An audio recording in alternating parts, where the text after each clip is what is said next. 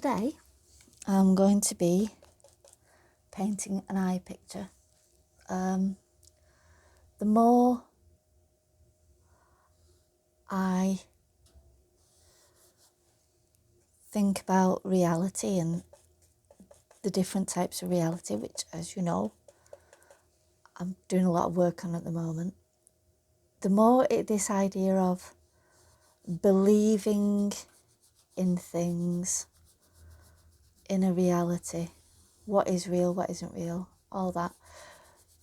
And I started thinking about some of the things that you say to do with sight and belief. Seeing is believing. I'll believe it when I see it with my own eyes. There's this link between seeing things and actually believing them. So again, that got me thinking about eyes, and so I thought it'd be a good time to paint some more. So I'm just going in with the tones, trying to start looking at the shape, remembering that there is a layer of skin for the eyelid that comes right up and sits there on the eyeball, and that has thickness. It doesn't just blend in, it has a thickness to it. I don't want to forget that bit. I also don't want to do this eye too small, so I might actually make the whole thing a bit bigger, which I can do at the moment. I can make this bigger at the moment, no problem. That's why I like to plan out rather than starting in one place. And there's the gridding out methods and getting it that way, but they're not as much fun.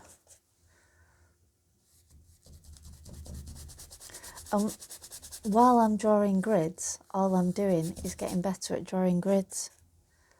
I'm not pushing that skill of painting what I'm seeing, which the more you do it, I presume you're going to get a bit better at it. So rather than gridding, which I know is a safe method, another method is using your projectors, and in some cases that works really well.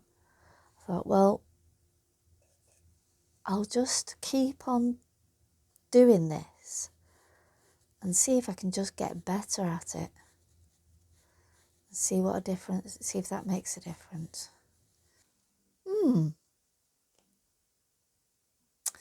Right, so this stage, I want to protect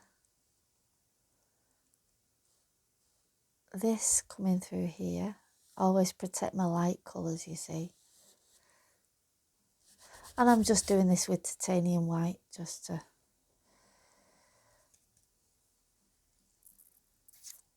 catch the areas that I want to keep defined.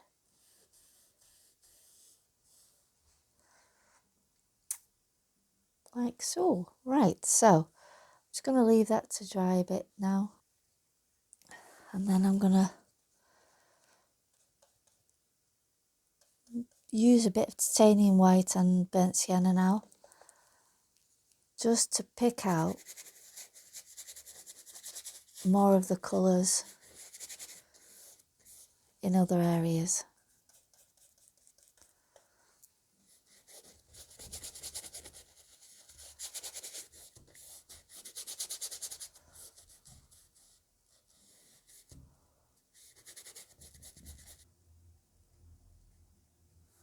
There we go.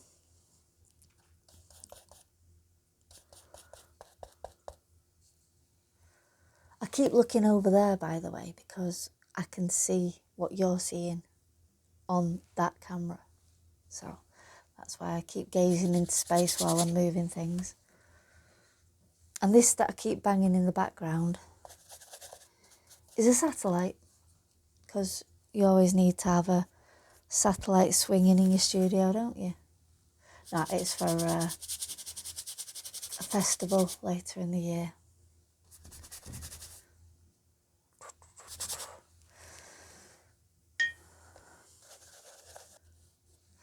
Right. I think I'm going to wait there, have a bit of a rest, maybe take the dog for a walk. We'll see how it goes. Oh, actually, before I do, I'm going to put a layer of glaze over the whole thing. So this is all dry now. And what I'm doing is I'm just starting to use thicker paint now to build up the layers. This may look pretty weird doing like a bluish purple, but with the reflection of the light on the eye that I'm working from, it does make sense. Oh my God.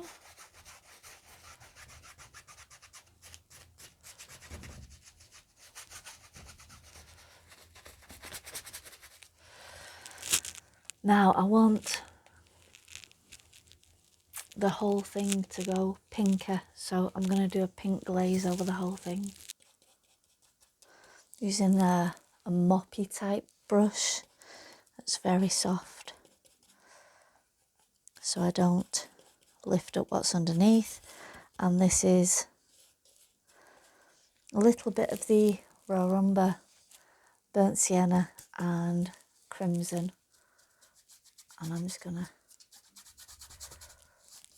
wash over the whole thing.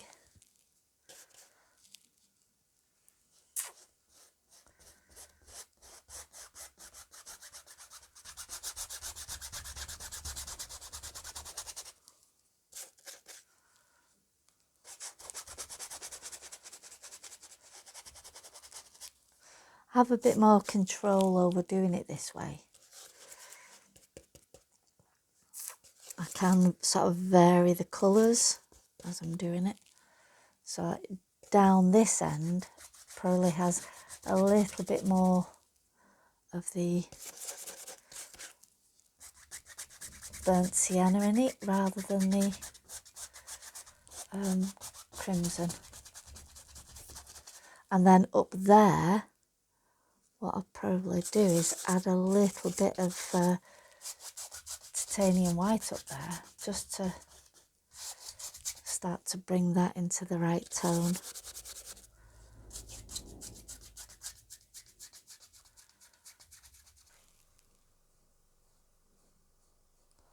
Right, I'll stop there, let that dry, and come back into it with more detail. There we go. The section I do next, which is using smaller brushes now, going further in,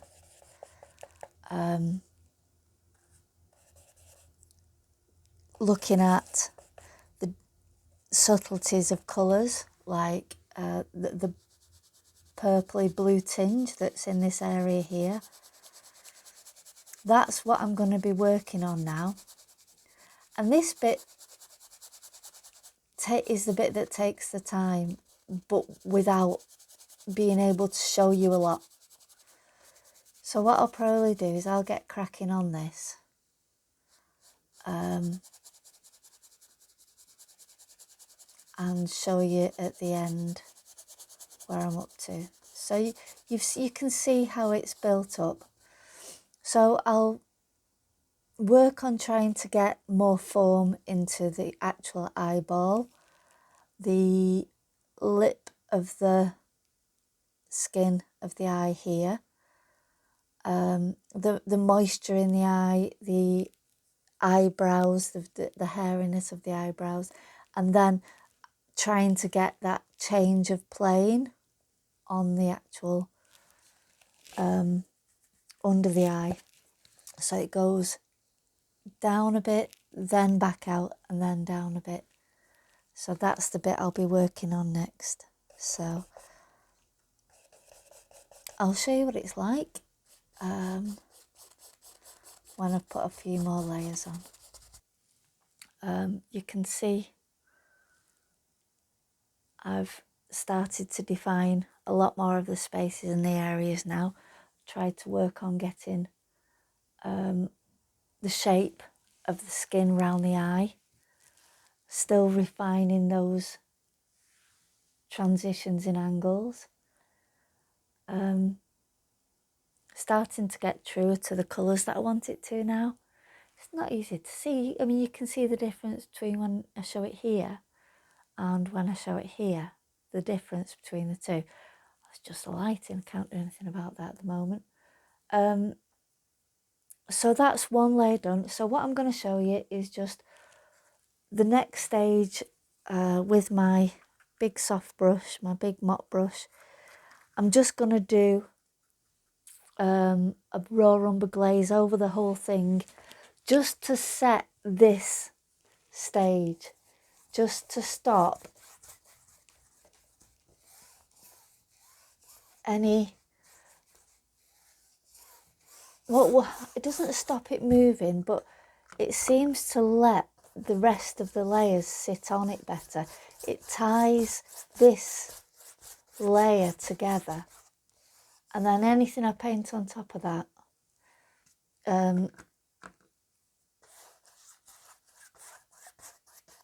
it feels a bit more separate, so I find it useful. It ties all these colours together like that. Levels it all off, and then as that dries, all the layers will start to sit together,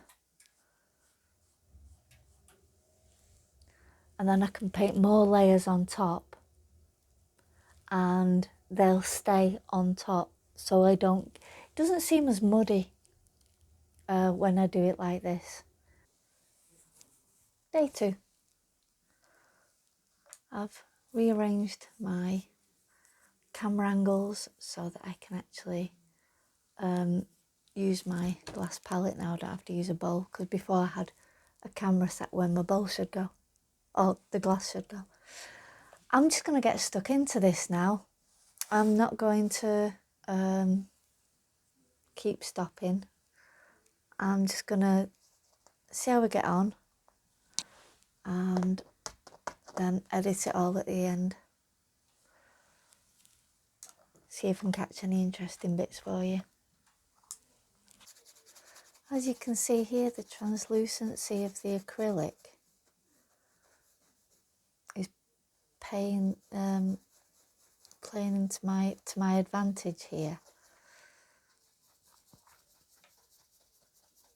because I'm putting a thin layer of light colour over the top, and the layers that I did yesterday and then did a glaze over them are showing through slightly,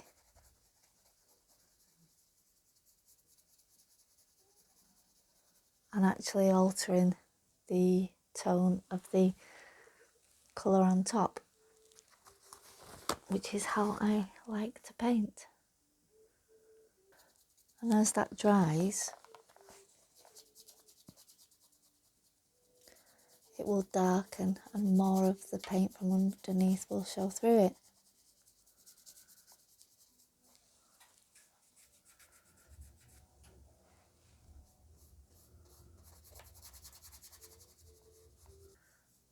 My daughter's skin here is still very fresh. She's still young. Well, say young. She's a young adult, but you know, compared to me, 20 is young. So she's still got nice fresh skin. So I want to capture that.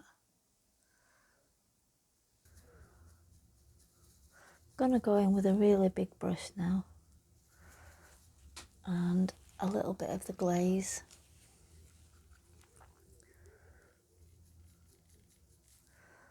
Make quite a dark purpley glaze, because the whole eye area is in shadow. This whole eye area here is in shadow, and unless I sort the tones out early, it's not going to look as though it's in shadow. So I'm just making a warm purple colour, and I'm just going to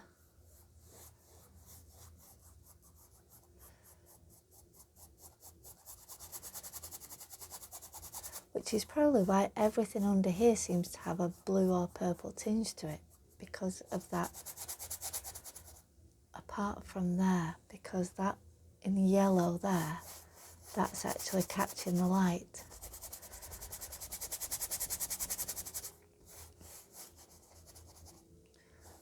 But all this here just needs taking back. I think sometimes rather than just trying to get the value, the actual colour, getting the value of the colour is the important bit. It's how much does it bring to the light in the picture. And if you get your lights, your tones and values correct, then you can actually mess around with the colours a bit.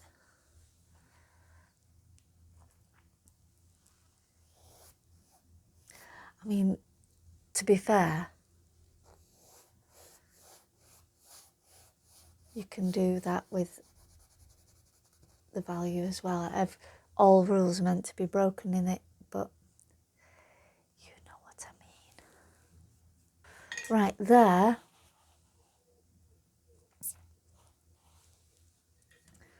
I was just about to stop, and then I saw something that would make a big difference. If I do a glaze with a lot of the crimson in it, I could actually bring this right up to where it should be.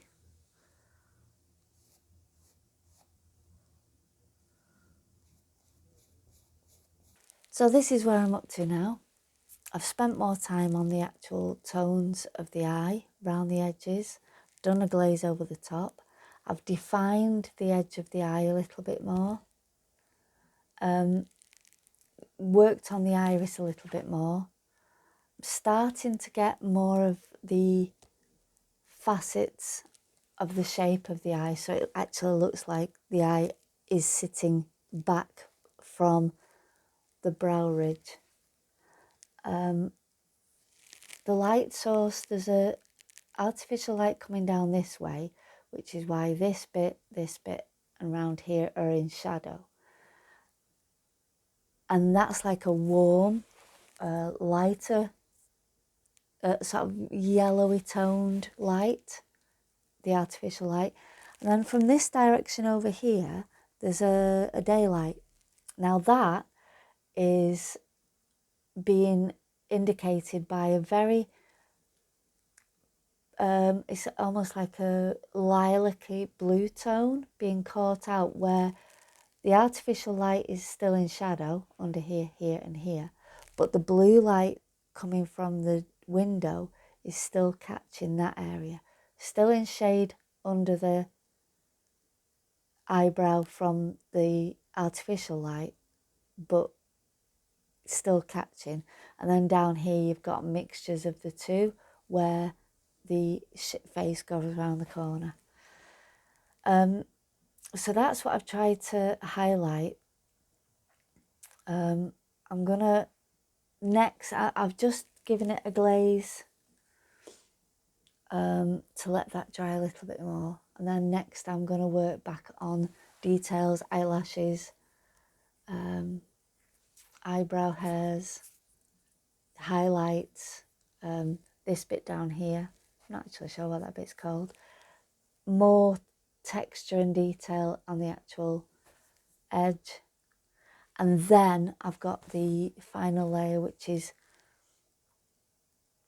adding the character to this that I wanted to for my daughter's particular eye. So I'll get stuck into that. So what you tend to have is like the direction change. They don't just go out in a fan. They're all different shades and tones, and they clump in triangles and things. So that's what I'm going to try and achieve now.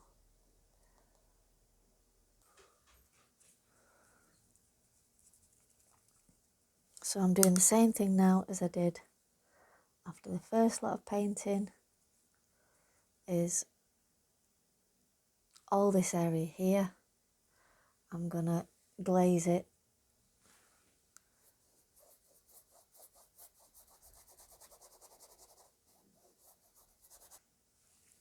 and it keeps more of a three-dimensional quality about it. Right. So the bit I'm going to do now is the bit that I was actually planning right from the beginning.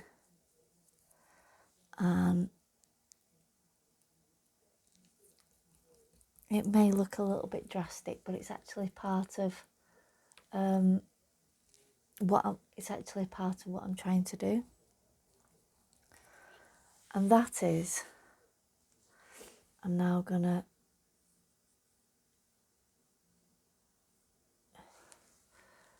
almost apply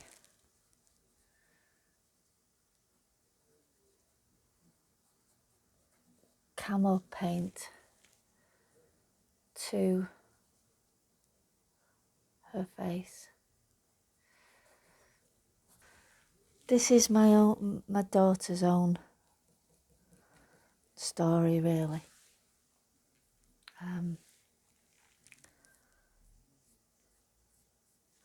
This was something that I agreed with her. I'm not just sort of saying this is what I'm going to do. She has agreed this with me, so I'm going to work back into this and put the details in. But that simple camo was what I wanted to put on.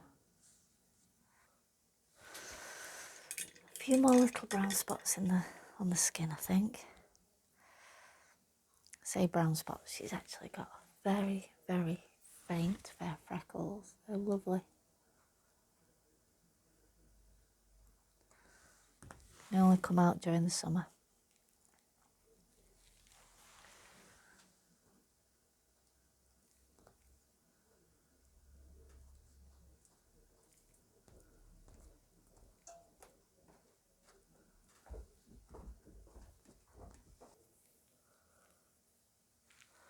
Yeah, happy with that. So, here we have it. This is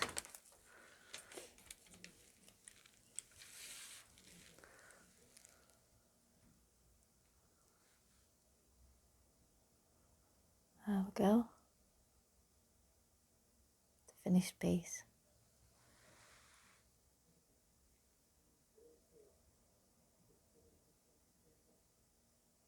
Camouflage. Thanks again for joining. Thanks for watching me doing some painting. Hopefully I'll get some more done. Oh, do you know what? I've just seen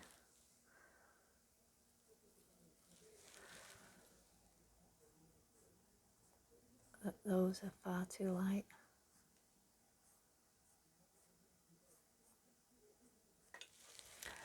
Thank you very much for watching. Please call in and see some more videos. Hopefully I'll be showing you my new art course soon.